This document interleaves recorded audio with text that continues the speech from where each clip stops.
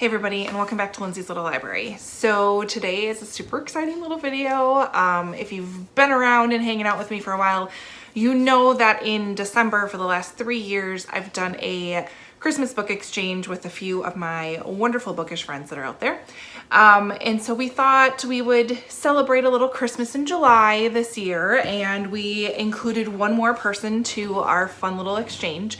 So Amanda from the Curly Reader, Sarah from Sarah's Nightstand, and Krista from Books and Jams, the four of us sent each other 2 books each for a little Christmassy book exchange. So I have them here. They're 6 books. They're wrapped with little notes on the front as far as what they might be.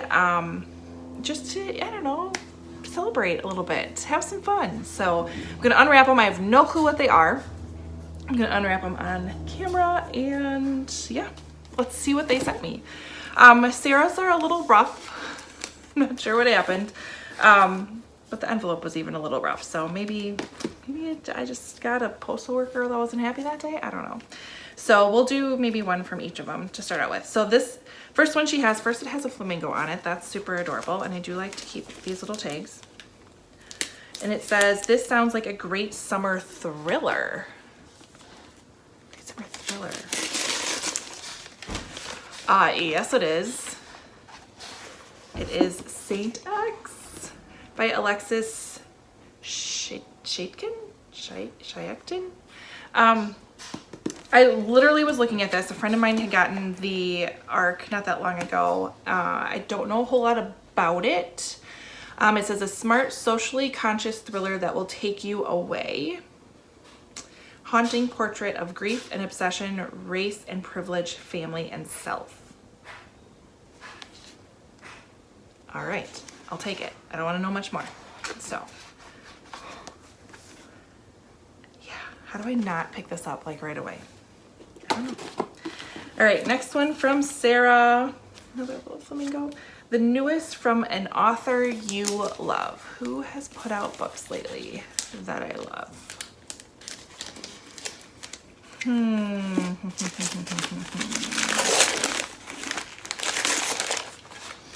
Kate Quinn. I do love Kate Quinn. This is The Rose Code. She wrote the Alice Network and The Huntress. Oh my god, loved those books.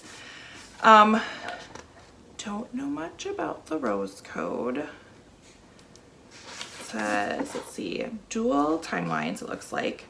1940, as England prepares to fight the Nazis, 3 very different women answer the call to mysterious country estate Bletchley Park, where the best minds in Britain train to break German military codes. Ooh.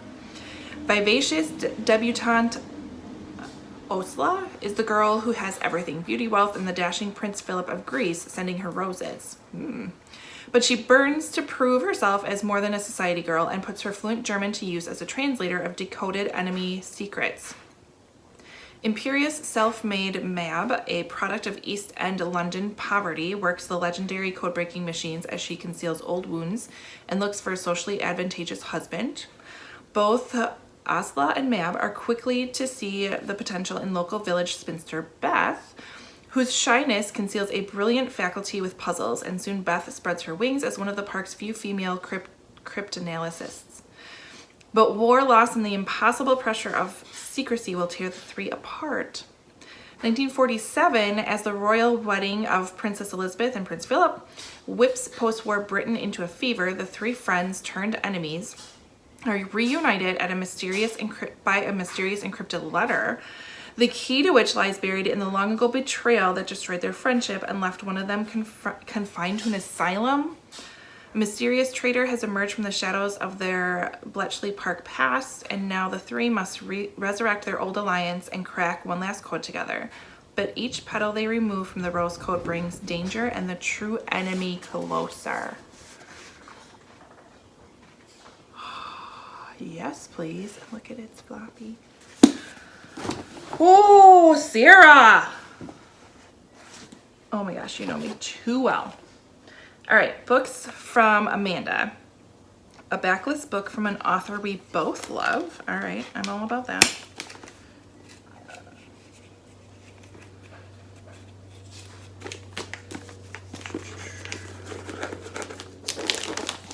Oh, she's got hard to rip Christmas paper.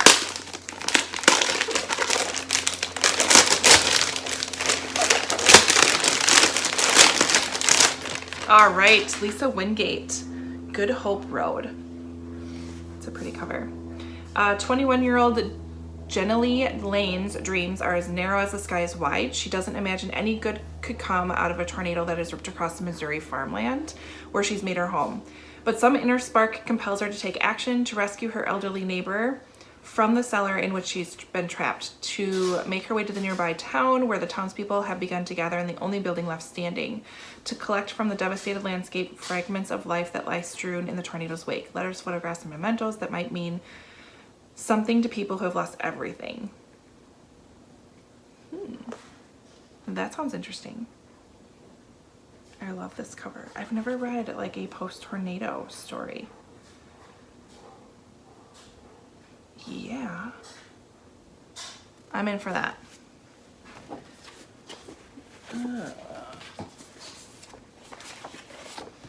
Oh my gosh, she made us bookmarks. Fox and the Hound, one of my faves, and The Little Mermaid, also one of my faves. That is so awesome. Oh my God, these are amazing. Love, love, love. All right, next book, a historical fiction that sounds right up your alley. Well, okay.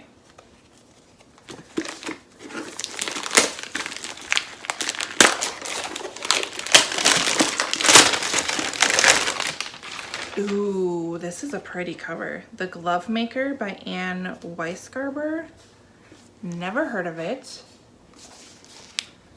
All right, fans of Cold Mountain, which I did read.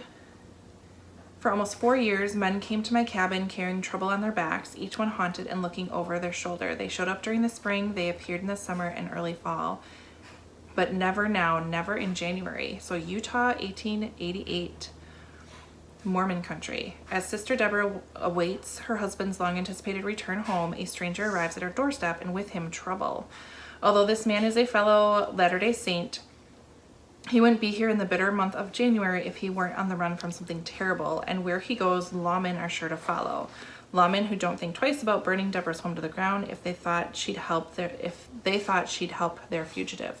When her husband's absence felt more strongly by the minute, Deborah must make a decision that will change her life forever. Well, that sounds glorious. Love it, love it, love it. You guys are so good. And these bookmarks, yep, I think they're gonna be my favorites. Love them. Okay, Krista. Number 1 says, I loved this one. I have no guesses.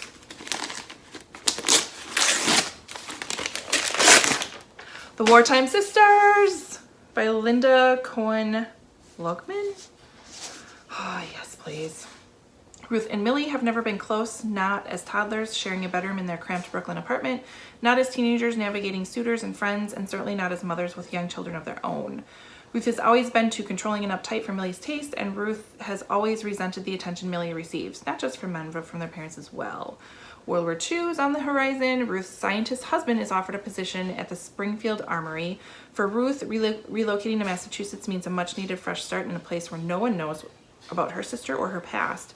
But for Millie, Ruth's departure comes at the worst possible moment. She's left behind in Brooklyn without family or friends and with a negligent new husband who proves to be more volatile than anyone could imagine. After 5 years apart, with the war in full swing, tragedy forces the sisters together again. When an unwelcome figure from the past emerges, long-held secrets come to light, threatening the sisters' already fragile bond. Well, that sounds interesting. Book number 2, heard good things about this author.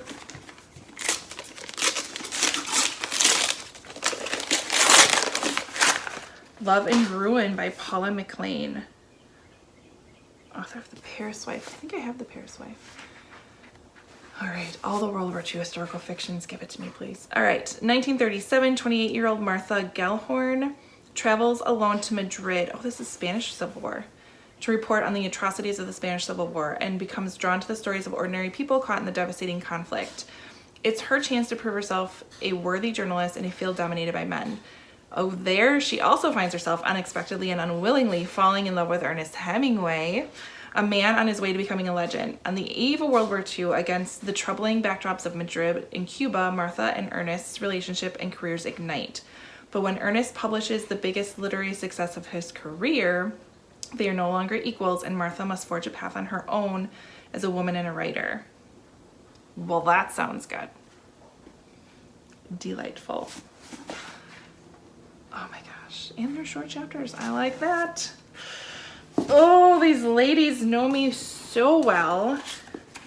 I am beyond excited for all of these books. If you guys have heard of any of these or read any of these, and let me know what you think, which ones I should pick up first or second or whatever.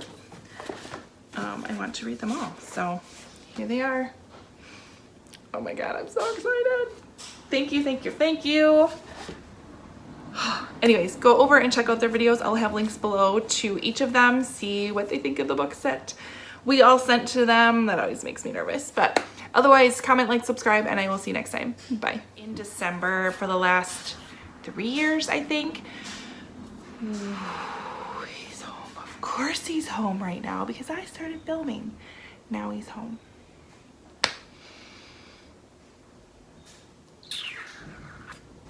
Time to take a break.